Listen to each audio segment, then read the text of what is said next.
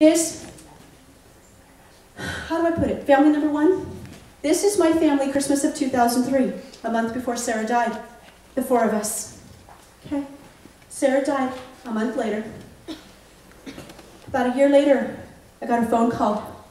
It was regarding the fact of a young man that wanted to meet me, a man that I had given up for adoption many years before that.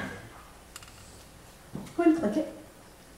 I have now met the son that I gave up for adoption 31 years ago. You want to call this family too? I don't know. You never ever know, you guys, what happens today, how it might affect your life tomorrow, next year, down the road. You just don't ever know. All I ask of you guys is just make good choices.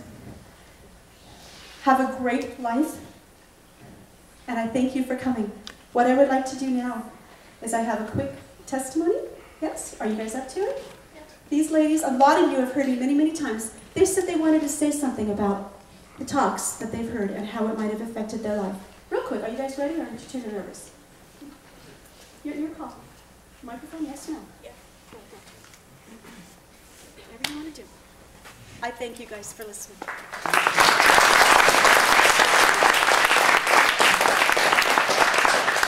This is Jasmine and Kayla.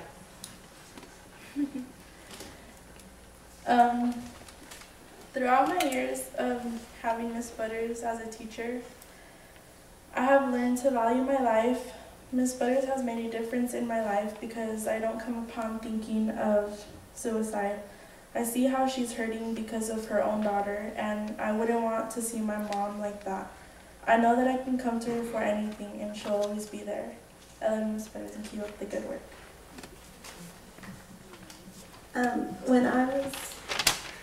Before I heard the speech, I used to talk about like, oh, I hate my life, I want to kill myself. I used to say that stuff because I didn't get what I wanted in her. I didn't get a new shirt or something. And I didn't realize that it really does hurt your parents when you say that. It really does affect them. And so I don't say it anymore because of Miss Joan Butters. And she's been my teacher for 5 years now, and I've learned a lot from her. And this is our last year together. And I love her. She's the best teacher. And whoever gets her next year, you guys are very, very lucky. You guys will learn a lot from her.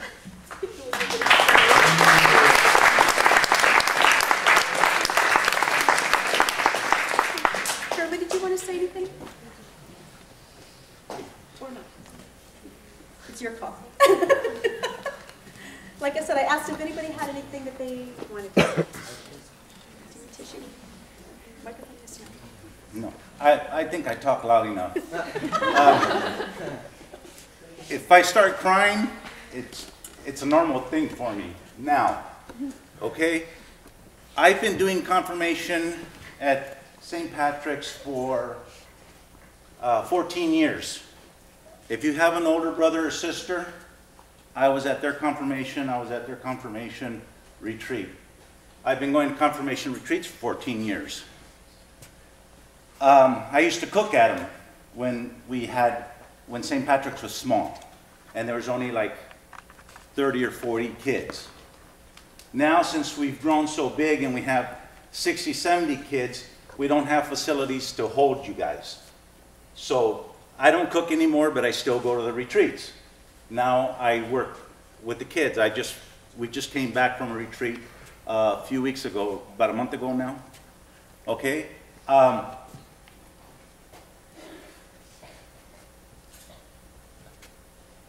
She brought somebody over on Monday that said, one of the statistics said that suicide only affects 6 people in the person that commits suicide.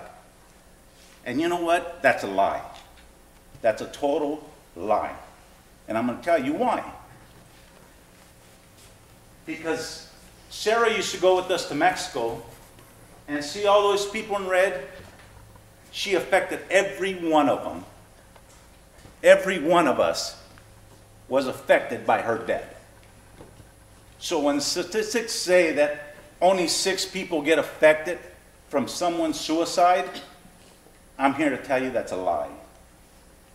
Because I know all of you have more than 6 people in your family. I know you have more than 6 friends. So suicide doesn't affect 6 people. It affects a whole lot more than just 6 people. The ones it affects the most is going to be your parents. Now, if you want to see your parents like Joan, suffering all the time, talking about it, and hurting all the time, then, you know, if you think that's the way out, I think you're wrong, but you're going to hurt a lot of people. So,